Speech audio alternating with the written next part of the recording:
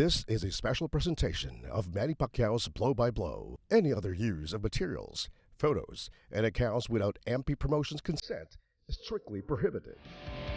Previously.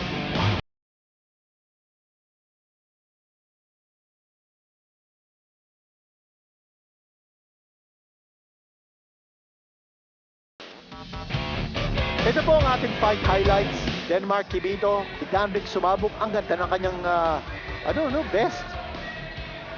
And right from the start, si Kibido took the fight to Sumabong.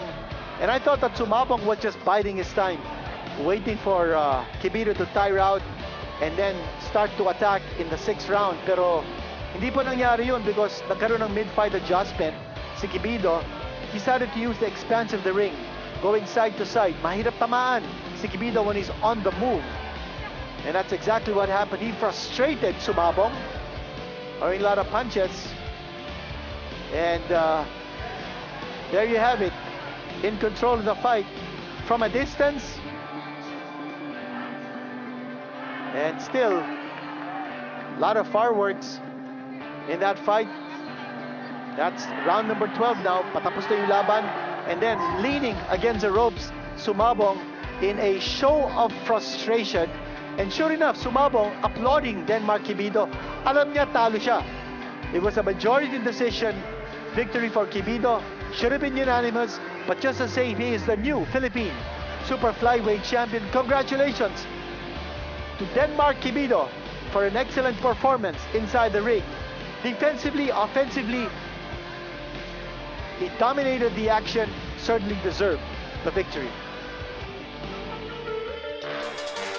Mga kaboksing, nagbabalik na muli ang pangbansang boxing ng bansa, ang Blow by Blow.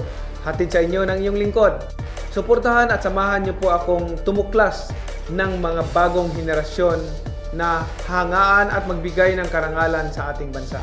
Luzon, Visayas, and Mindanao. Humanda ang may puso sa larangan. Humanda ang may lakas ng kalooban. Humanda sa pagdalaw ng Blow by Blow sa inyong mga syudad at probinsya. Lahat ng aksyon, drama at tagumpay mapapanood po dito sa One Sports tuwing linggo, alas 8:30 ng gabi. Blow by Blow, laban ng Pilipino.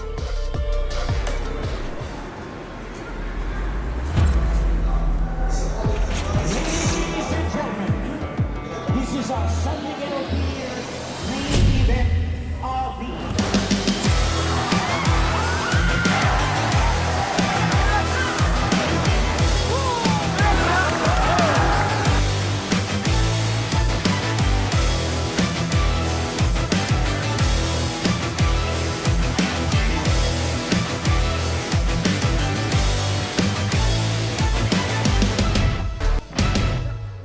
Mabuhay Pilipinas! And welcome to another edition ng inyong paboritong boxing show. Manny Pacquiao presents Blow by Blow in partnership with San Miguel Beer. Nakapasyal na po tayo sa Jensan, Imus, Okada. At ngayon, balik po tayo sa Barangay Mauway Executive Sports Complex, Mandaluyong. Ito po si Kinito Henson, ang inyong lingkod. Samahan niyo po kami dito sa Blow by Blow at saksiyan natin ang mga paglalakbay ng mga rising stars and up-and-coming prospects sa kanilang pangarap na sundan ang mga yapak ng ating 8th Division World Champion, Manny Pacquiao. Ayan po ang ating introduction sa ating boxing show, Blow by Blow. At mga kaibigan, huwag niyong kalilimutan, sundan po kami sa ating mga social media platforms, sa Twitter, sa Facebook, sa YouTube. And you see that on your screens, Blow by Blow MP. Subscribe and follow us. At ngayon, pasadahan po natin ang mga rules governing the bouts that you are about to witness. Nang una, wala pong 3 knockdown rule. Only the referee can stop the fight and the fighter cannot be saved by the bell in any round. Huwag niyong kalilimutan, hatid po sa inyo ni Senator Manny Pacquiao ang Blow by Blow every Sunday 8:30 p.m. One Sports Channel 41 on the Cignal TV network. Handa na ba kayo? Okay, umpisahan na natin ang bakbakan. Here we go. This is Manny Pacquiao presents Blow by Blow in partnership with San Miguel Beer.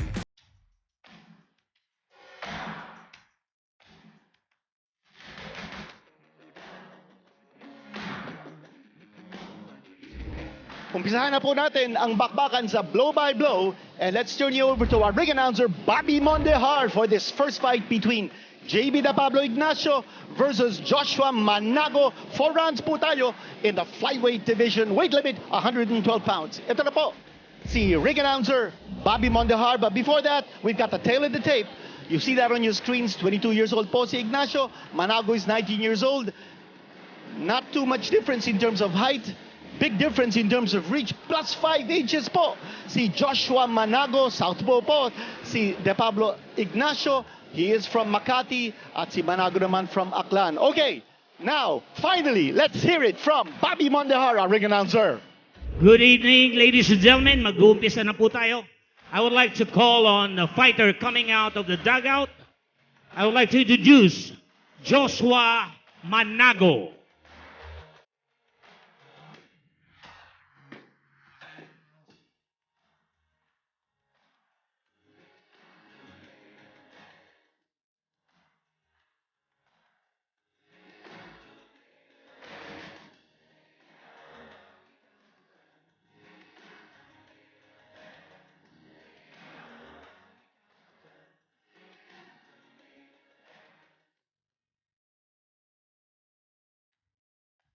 Next fighter coming out of the dugout, Jaybie De Pablo Ignacio.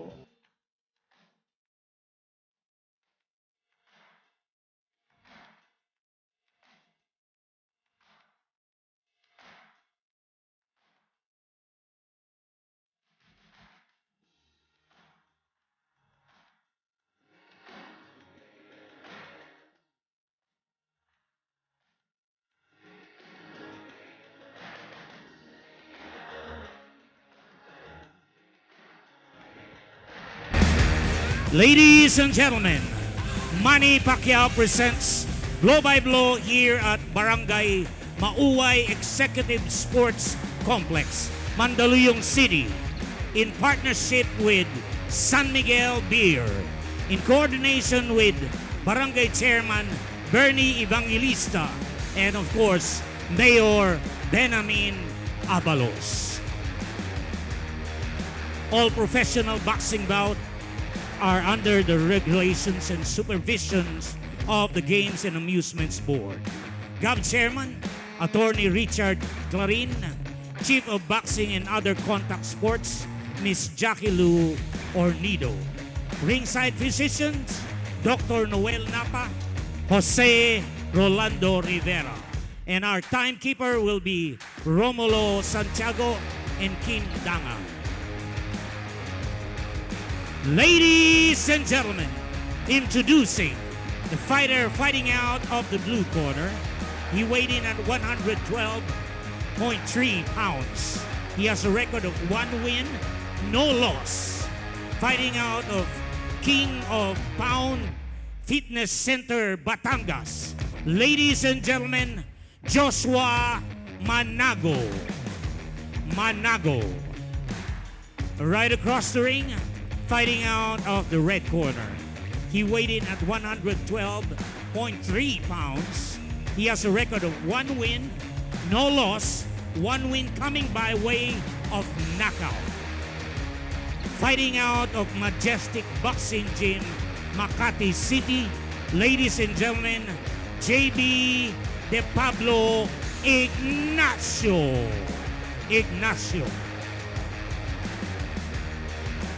Judges at the ringside will be Don Arguelles, Edgardo Nobleza, and Silvestre Abenza. Third man in the ring, referee Elmo Coloma. This will be 4 rounds of professional boxing. Okay, boxer. Okay. 4 rounds tayo, ha? Okay, alam na ninyong alituntunin ng GAB, bawal suntok sa likod, tsaka below the belt. Okay, sumunod lagi sa mga utos ko. Okay? Sige, magkamay kayo at good luck sa inyong dalawa.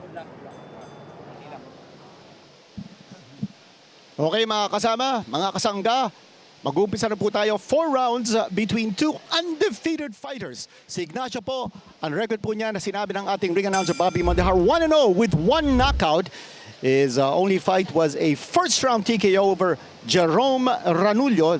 That was last January. At si Manago naman po, coming off a 4-round unanimous decision victory over Suzrain Licot. That was only last April. Okay, Manago is in the yellow and black trunks at si Ignacio naman po is in the white.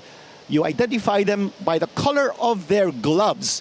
Naka-red po si Ignacio, naka-blue gloves po si Manago. Okay, let's see how this will develop. Si Ignacio po is touted to be a southpaw. And let's see whether he leads off with that right hand. Hindi po. Orthodox stance ang pinapakita dito ni Ignacio. And coming through with that right hand. Manago inching his way closer and closer to Ignacio. Napansin po natin si Ignacio bago po nagsimula ang laban. Picture of confidence. Sumasayaw-sayaw pa. Pagpasok niya sa loob ng ring at when he was introduced, ganun din, sumayaw pa. So a lot of confidence with Ignacio, and of course, we all know that he's coming off that first round knockout victory over Ranullo. Let's see what he can do here against Manago. We are in the flyweight division. Third man in the ring si Elmo Coloma. Papapansin po natin ang suot ni referee Coloma, yung kanyang black gloves, and you know, that's very important.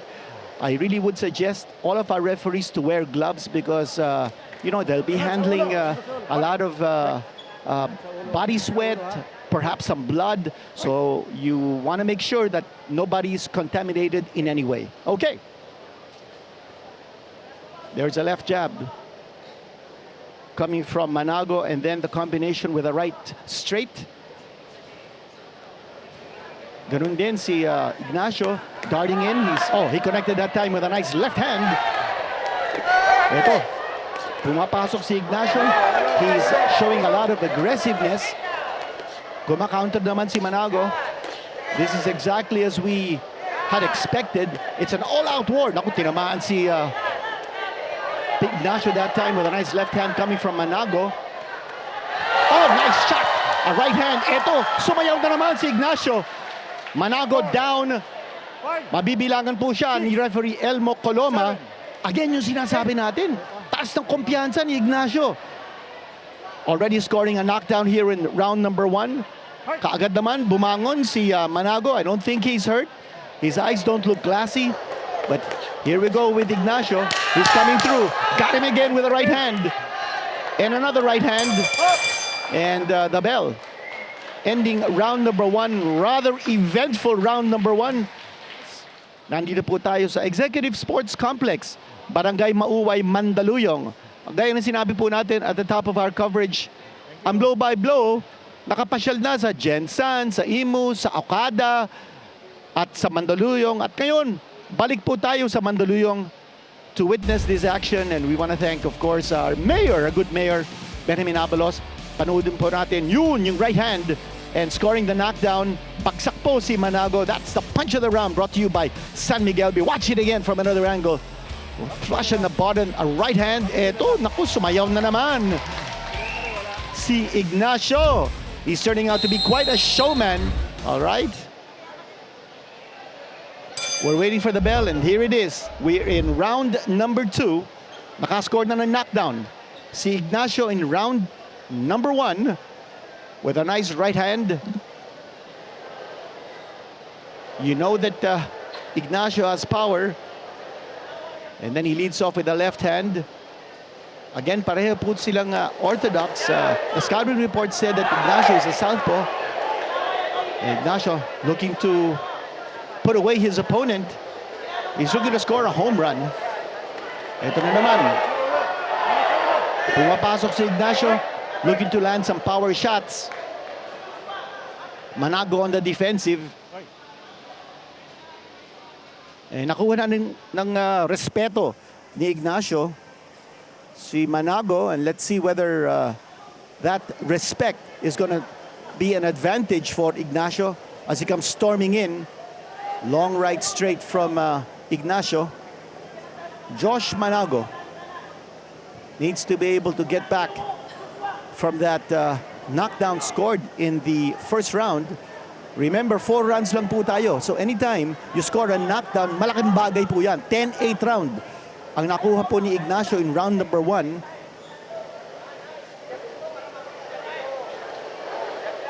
Manago needs to be able to work double time dito. Pero mukhang respetado ni Manago si Ignacio. No? Hindi siya masyadong umaatake rito. You notice that he's not taking a step forward. At si Ignacio naman, yun, 2 steps forward naman ang ginawa ni Manago doon because napansin niya si Ignacio. Hindi naman pumapasok. I think Ignacio should show a little more aggressiveness here. Go in. Nakakuha na siya ng knockdown. He's got to be able to get Manago to taste more of his power.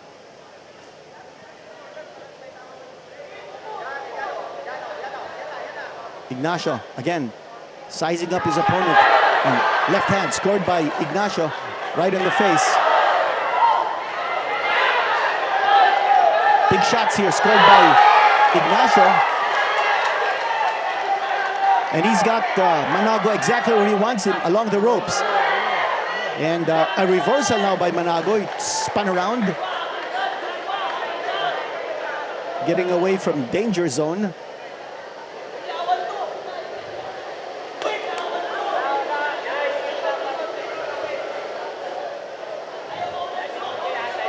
Ignacio fighting in spurts.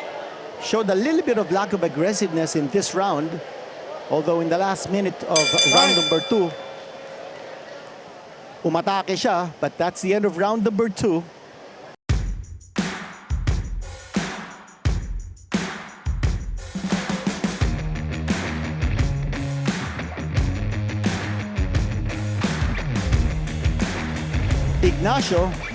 Ignacio po, he is from San Pedro, Laguna, but he is now based in Makati. He fights out of the Majestic Boxing Gym. Ito po ang ating punch of the round. And yun, tumama yung kanan ni Manago. Ito naman si Ignacio, moving closer and closer. And 2 shots to the body and a beautiful uppercut scored by Ignacio in the infighting. Hindi lang po punch of the round yun, punches of the round. Ang dami pong na-score doon ni Ignacio. So with a 10-8 round in round number 1 and a 10-9 in round number 2, that's a big deficit facing Manago as we enter round number 3. Flyweight division po tayo, scheduled for 4. Both fighters are unbeaten in their young professional careers. Third man in the ring si Elmo Coloma. Round number 3 na po. Here we go. Again, nakascore ng knockdown si Ignacio. Round number 1. A right hand putting Manago down.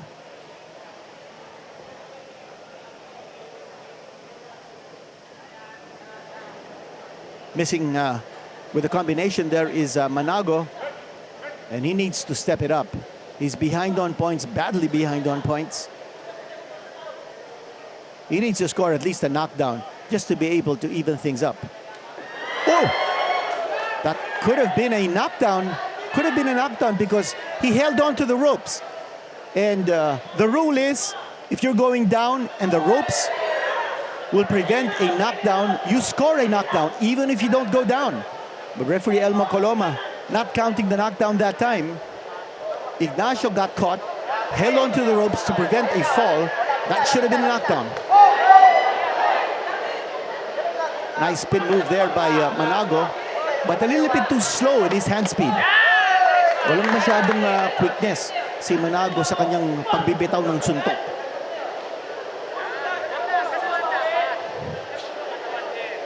We're now in the 3rd round. Wild left hand coming from Manago.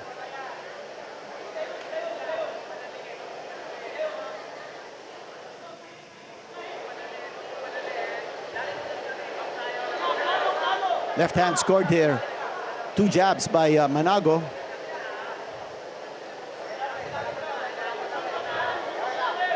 Ignacio just holding his punches here. At ang kutob ko, he's looking for that one punch. Again, he spears him with the left jab to the body. But he's looking to unload the right. Yun! He finally unloaded, but he missed. Right hand scored by Ignacio. And again, that Sugar Ray Leonard move. Faking with the left hand and scoring with the right.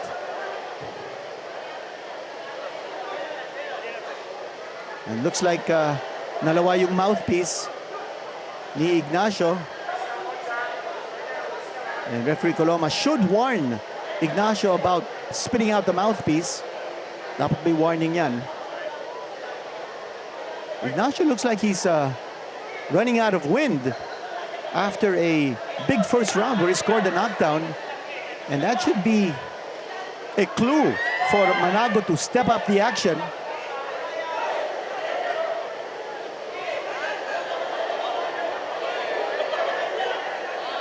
And both these fighters look like they're baiting each other. Pero parang hinihigal na ito si Ignacio. His mouth is open. You know. And Manago scoring with the left hand. It's really an opportunity here for Manago. And scoring with the right hand. Oh, hindi masyado sumusuntok si Ignacio. And that round has to go to Manago. That was a big comeback round para sa kanya. Now remember in that round, almost, si Ignacio going down, but he was held up by the ropes. That actually should have been a knockdown. You see him in his corner. Ito po ang ating punch of the round. Here's that right hand that almost dropped Ignacio. He was held up by the ropes. I don't know if we can see it again. Ito yung Sugar Ray Leonard move niya, no? Winding up with the right, striking with the left, and then following up with the right hand. Round number 4 coming up. Manago, in our unofficial scorecard, won the previous round, round number 3, but he did lose rounds 1 and 2. Round 1, where he suffered a knockdown. Here we go. Last round na po ito. Ignacio versus Manago.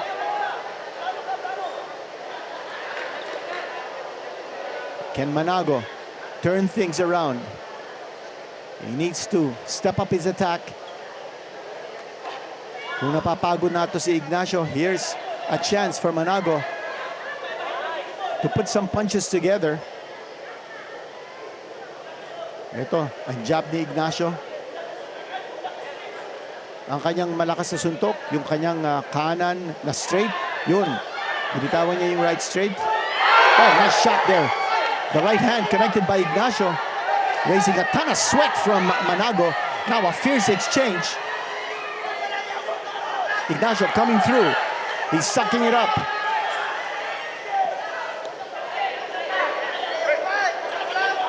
And now leaning on Manago to catch his breath. Manago scoring with a left. Ignacio, his mouth open. He's breathing heavily. Overhand right, missed there by Ignacio. Ignacio scoring with a left jab, but Manago showing more aggressiveness in this round as he knows he's behind on points. Nako, ito na naman yung mouthpiece. Kanino naman ito? Time. And I think it's going to be... Isa pa, bawala. Kaninong mouthpiece yan? That's the second time that Ignacio has spat out his mouthpiece. Dapat may warning yan. Referee Coloma should warn him. That's the second time na niluwa yung mouthpiece. Now, a third violation should mean a deduction, and a fourth will be disqualification. And that's because hapong-hapo na din ito si Ignacio. You can see that he's gasping for air.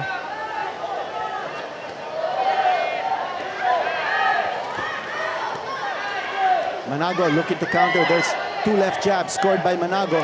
That defense is opening up for Ignacio. Manago scoring with the left hand. Pagkakataon na ito ni Manago. Ignacio maybe running out of wind here. May bukol na sa ilalim ng kanan na mata ni Ignacio. There's a little bit of welt that's opening up and swelling. Box.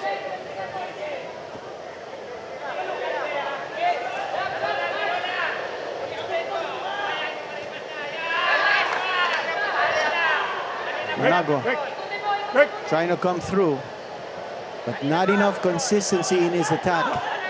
At saka yung accuracy level niya, no? Hindi masyadong maganda. He did score with the right hand that time. Ignacio with a burst of energy here as this fight is coming to a close. And that's it. End of round number 4. Looks like Ignacio might have done enough to win this fight. But dalawang beses niya niluwa ang kanyang mouthpiece. And again, you see him here. He's breathing heavily after that 4-round effort. Actually, ganun din si Manago. Our judges, Don Arguelles, Eduardo Nobleza, and Silvestre Abainza. And we'll hear from our ring announcer, Bobby Mandahart, shortly to find out kung sino po nagwagi. Ito po ang ating punch of the round brought to you by San Miguel Beer. You watch it here, beautiful right hand scored by Ignacio. Actually, if that had been scored when malakas pa at mataas pa ang energy ni Ignacio, that should have been enough to knock down Manago in the earlier rounds. Studying the scorecards very closely before he makes the announcement, you see Ignacio on your screens scoring that first round knockdown. Manago is over there getting the wipe down from his cornerman, Jun Sales. Ladies and gentlemen, after 4 rounds of boxing, we have a winner. Here are the scores of the 3 judges. Judge Nobleza scored it 38-37. Judge Arguelles scored it 39-36. Judge Abainza scored it 40-35. Winner by unanimous decision, Jaybie De Pablo Ignacio. And there it is. The winner by unanimous decision, Jaybie De Pablo Ignacio. Sumayaw na naman si Ignacio, but I think he needs to do a little more work in the gym sa conditioning. Medyo nawalan siya ng hangin towards the end. But a big victory still for Ignacio. And he now, okay. He does a somersault, a double somersault. And naku, ang dami pa niyang ginagawa dito. Mixed martial arts expert yata to. Naku. Okay. He is a showman. And Jaybie De Pablo Ignacio now raising his record to 2-0 with one knockout rather. And he wins by unanimous decision over Joshua Manago. Give you some highlights of the fight just ended. Ignacio versus Manago. Posi Manago. And Ignacio looking very loose. And doing a lot of dancing before and even after the fight. And that was a nice, clean knockdown scored by Ignacio in the very first round. And then the dance routine galing kay Jaybie De Pablo Ignacio. And in the second round, he continued to attack, scoring with that nice right uppercut. In the third round, nakabalik dun si Manago, almost scoring a knockdown that time. But Ignacio with that Sugar Ray Leonard fake move with the right and then scoring with the left. And eto naman po, si Ignacio scoring and probably sealing it in the fourth round with that big right hand. Okay, referee Elmo Coloma raising the arm of Jaybie De Pablo Ignacio, signifying siya po ang nanalo by unanimous decision over Joshua Manago.